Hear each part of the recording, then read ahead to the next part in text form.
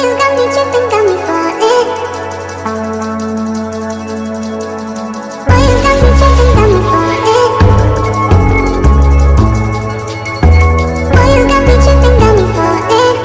Friends, welcome to SPR Wheels Travel channel. மீண்டும் ஒரு வீடியோவுடன் உங்களை சந்திக்கிறேன். மிகவும் மகிழ்ச்சி. சேனலுக்கு சப்ஸ்கிரைப் செய்த அனைவருக்கும் நன்றி. இன்றைக்கு நாம் காணப்போகும் இடம் பிரான்ஸ் மற்றும் பாரிஸ் சாலை மற்றும் கலை ஆகும். ஐரோப்பா மற்றும் வெளியுறவு அமைச்சக கட்டிடம் பொதுவாக குவாய் டியோர்சே என்று அழைக்கப்படுகிறது. இது பிரான்சின் பாரிஸில் அமைந்துள்ளது. இந்த கட்டிடம் சீன் நதியின் தென்கரையில் 37வது எண் குவாய் டியோர்சேயில் அமைந்துள்ளது. கட்டுமானம் 1844 இல் தொடங்கி 1855 ஆண்டில் நிறைவடைந்தது. இது இரண்டாம் பேரரசின் அலங்கார கலைகளின் பிரதிநிதித்துவ எடுத்துக்காட்டாக செயல்படுகிறது. குவாய் டியோர்சே என்ற பெயர் பெரும்பாலும் பிரெஞ்சு வெளியுறவு அமைச்சகத்தை குறிக்க ஒரு பெயராக பயன்படுத்தப்படுகிறது. இது 19ஆம் நூற்றாண்டின் நடுப்பகுதியிலிருந்து வெளியுறவு அமைச்சகத்தை கொண்டுள்ளது மற்றும் அது கட்டப்பட்டதிலிருந்து அதன் அமைப்பில் குறைந்தபட்ச மாற்றத்தை கண்டுள்ளது.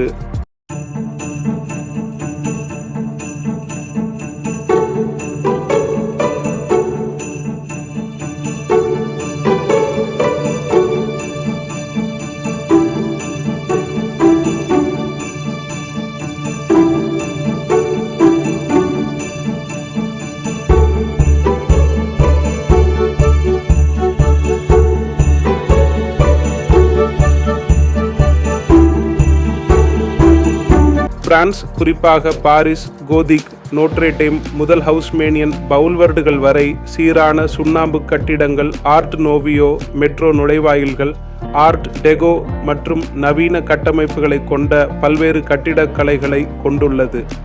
லூவ்ரே, ஈபிள் கோபுரம் போன்ற அடையாளங்கள் மற்றும் 13வது அரோண்டிஸ்மெண்ட் போன்ற பகுதிகளில் துடிப்பான தெருக்கலை ஆகியவற்றை கொண்ட அதன் சின்னமான தெருக்களில் வரலாற்று பாணிகள் மற்றும் கலை வெளிப்பாடுகளின் கலவையை காட்டுகிறது.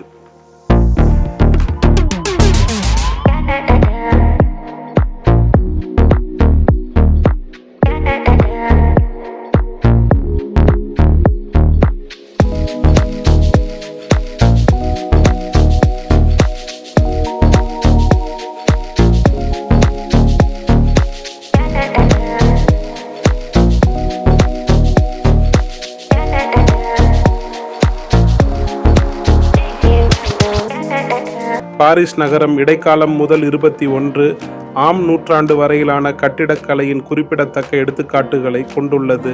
இது கோதிக் பாணியின் பிறப்பிடமாகவும் மேலும் பிரெஞ்சு மறுமலர்ச்சி, கிளாசிக்கல் மறுமலர்ச்சி, நெப்போலியன் 3 ஆட்சியின் ஃப்ளாம்பயண்ட் பாணி, பெல்லி எபோக் மற்றும் ஆர்ட் நோவியோ பாணி ஆகியவற்றின் முக்கியமான நினைவு சின்னங்களை கொண்டுள்ளது.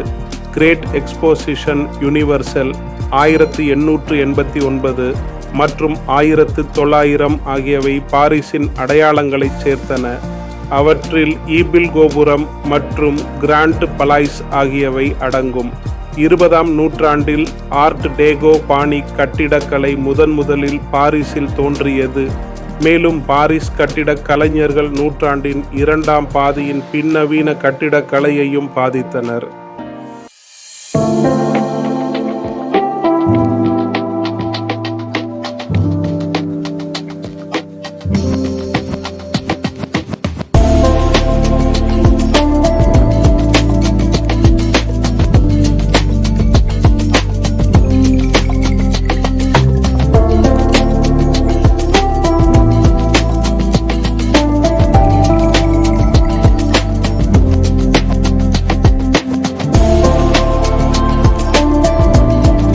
பிரான்சில் பல முக்கிய நகரங்கள் உள்ளன. ஒவ்வொன்றும் தனித்துவமான வசீகரத்தையும் முக்கியமான இடங்களையும் கொண்டுள்ளன. ஆனால் மிக முக்கியமானது அதன் தலைநகரான பாரிஸ் ஆகும். பாரிஸ் தலைநகரம் மற்றும் மிகப்பெரிய நகரம், கலை, ஃபேஷன் மற்றும் வரலாற்றுக்காக உலகளவில் புகழ் பெற்றது. இது கலாச்சாரம் மற்றும் வணிகத்திற்கான உலகளாவிய மையமாகும். இது பெரும்பாலும் ஒளி நகரம் என்று அழைக்கப்படுகிறது. ஈபிள் கோபுரம் 1889ஆம் ஆண்டு யூனிவர்சல் எக்ஸ்போசிஷனுக்காக கட்டப்பட்ட ஒரு சின்னமான செய்யப்பட்ட இரும்பு அடையாளமாகும். இது பரந்த நகர காட்சிகளை வழங்குகிறது. லூவ்ரே அருங்காட்சியகம் உலகின் மிகப்பெரிய மற்றும் அதிகம் பார்வையிடப்பட்ட கலை அருங்காட்சியகங்களில் ஒன்று முன்னாள் அரண்மனையில் வைக்கப்பட்டுள்ளது மற்றும் மோனாலிசா உட்பட ஆயிரக்கணக்கான கலைப்படைப்புகளை கொண்டுள்ளது. நோட்ரே டேம் கதீட்ரல் சிக்கலான சிற்பங்கள் மற்றும் அதிர்ச்சியூட்டும் வண்ணமயமான கண்ணாடி ஜன்னல்களுக்கு பெயர் பெற்ற ஐல் டீலா சிட்டேயில் உள்ள பிரெஞ்சு கோதிக் கட்டிடக்கலையின் தலை சிறந்த படைப்பு. ஆர்க் டி ட்ரையம்பே நெப்போலியன் போர்களின் போது பிரான்சுக்காக போராடி இறந்தவர்களை கௌரவிக்கும் ஒரு மகத்தான வளைவு மற்றும் பிரபலமான அவென்யூ டெஸ் சாம்ப்ஸ் எலிசீஸின் முடிவில் அமைந்துள்ளது. வெர்சாய்ஸ் அரண்மனை பாரிஸுக்கு வெளியே அமைந்துள்ள இந்த செழிப்பான முன்னாள் அரச குடியிருப்பு அதன் பிரம்மாண்டமான கட்டிடக்கலை, கண்ணாடி மண்டபம் மற்றும் பரந்த முறையான தோட்டங்களுக்கு பிரபலமானது.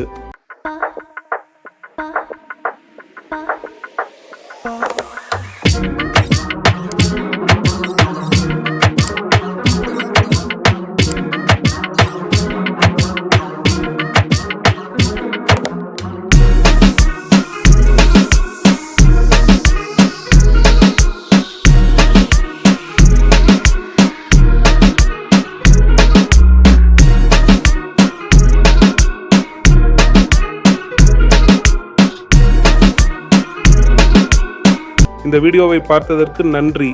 இந்த வீடியோ உங்களுக்கு பிடித்திருந்தால் உங்கள் குடும்பத்தினர் மற்றும் நண்பர்களுடன் ஷேர் செய்யவும், லைக் செய்து ஷேர் செய்யவும், கருத்து தெரிவிக்கவும். இந்த சேனலை சப்ஸ்கிரைப் செய்யவில்லை என்றால் உடனே சப்ஸ்கிரைப் செய்யவும். இதே போன்ற ஒரு வீடியோவில் மீண்டும் உங்களை சந்திப்பேன். நன்றி. விடைபெறுகிறேன்.